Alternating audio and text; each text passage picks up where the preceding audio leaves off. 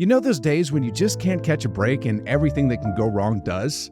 That's been Jordan Poole's vibe for the entire season. From cringeworthy moments on the court, to 0-point games, to statistics so dismal they'd make anyone, yes, even your granny, throw a fit. The Poole party has become more of a pothole party. Entering the first year of his $128 million contract, the fifth-year guard has exceeded every expectation placed on him this season, just not in the way anyone had hoped. I mean, as of today, he's been in a slump so deep that I don't even know if it's proper to call it a slump anymore. It pains me to say this, but judging from what I've seen, I don't think Jordan Poole can recover from this. There's two major sources we can use to determine how good or how bad a certain player is. One is the numbers test, and the other is the eye test. Sometimes a player could do really well in one test but score horribly in the other, and sometimes it's vice versa. Take D'Angelo Russell, for example. And as this fan put it, in that 2019 series against Philly, he played such a smooth, effortless style of basketball that passed the eye test, but when it came to the numbers test, he failed completely by shooting 36% for the series with a 44.6 true shooting percentage. The vice versa of this would be Nicolas Batum. For much of his career, and especially when he was with the Clippers, he was an outstanding numbers guy, shooting north of 40% from beyond the arc, mid-40s from the field, and about 80% at the line. When you watch him play, however, you might notice that he looks a bit awkward. Now, shifting gears to Jordan Poole, my skepticism about his ability to recover from his current predicament is because he's failing both tests. Let's first dive into the numbers for a moment. Here's a comprehensive list of NBA players in the league who've hit the necessary requirements needed to be on this list, which takes into account games played, minutes played, etc., etc. Well, when I sort it by effective field goal percentage, a critical metric for determining how good a player is, or how bad in this case, Jordan Poole unfortunately finds himself languishing at the absolute bottom of this list. To put into perspective how bad this situation is, translating this into more traditional shooting figures, we're looking at Poole shooting just 40% from the field and a mere 30% from three-point land. For those wondering what counts as decent, shooting over 50% from the field is pretty solid, while around 45% is average. And frankly, shooting 40% is like you're flirting with being cut from the league. And as far as 30% from three-point range, that's about what Giannis shoots, and let's be real, defenses practically send him an invite to shoot from downtown. But here's the kicker. Jordan Poole isn't just any player, he's a volume shooter. As one of Washington's primary options for scoring, he's taking 14 shot attempts per game, and yet, not once has he scored over 30 points so far this season. Honestly, we all thought he'd be bad this season, but nobody saw him plummeting this far. I mean, like this Lakers fan recently commented, "I owe Jordan Poole an apology. I thought he'd average 25 on 25 shots per game this year, but turns out he's even more bad than I thought." 15 points is what we'd expect a fourth option to score on a team, not a second option. So, by all accounts, Jordan Poole has failed every numbers test there possibly is. Next, let's move on to the eye test. So, here's Jordan Poole up top with the ball in hand. In the fourth quarter, with the Wizards trailing by 4 with 30 seconds left on the clock, it's do or die time. But what does Poole do? Jordan Poole, oh my gosh, that's a carry! Yep, and it will. Oh my gosh! He didn't switch hands. It wasn't a crossover. It was a carry. You know, I'm not a big one for a carry call, but look at this one. That was blatant.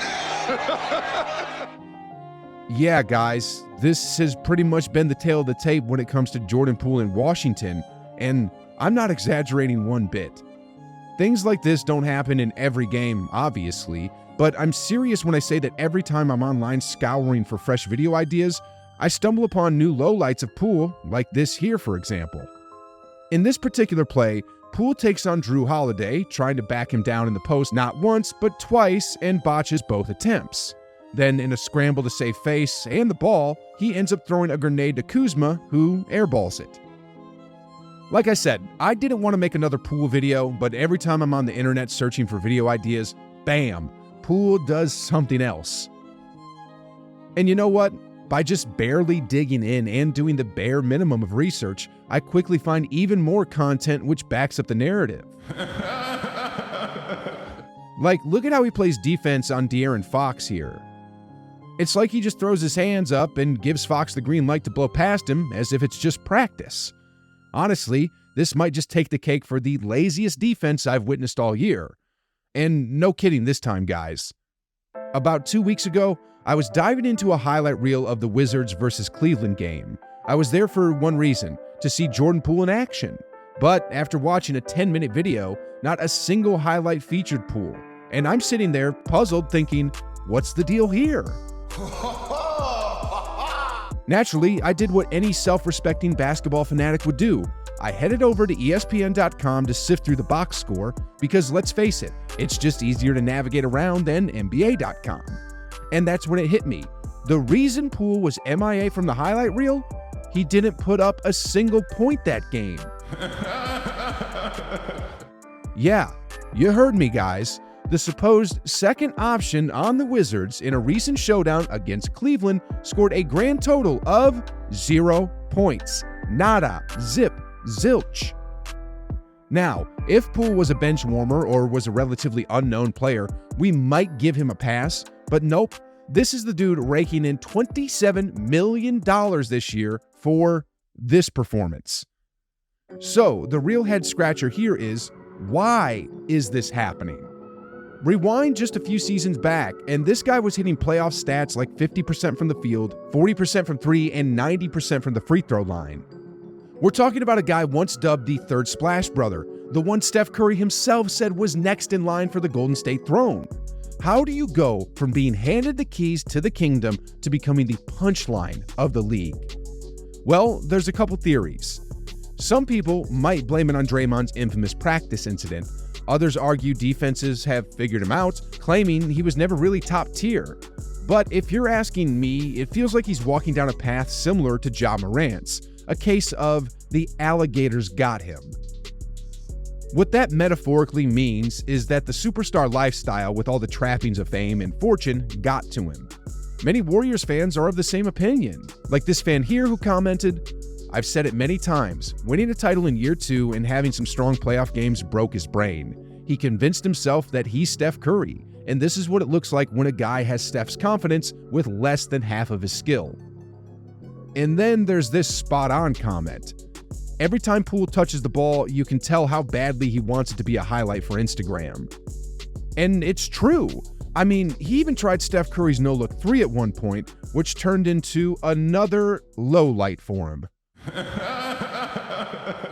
Anyway, with a contract north of $100 million and with a ring already on his finger, honestly, I don't think Jordan Poole can really recover from this. It's like how Zion can't stop eating in New Orleans, or like how Ben Simmons can't be bothered to strive for greatness. Jordan Poole is now in a tricky position where it's hard for him to be great. In Golden State, it was easy because he was always around legends like Curry and Thompson, who were more than just teammates. They were mentors, eager to lift him up. But in Washington, it's a whole different ball game.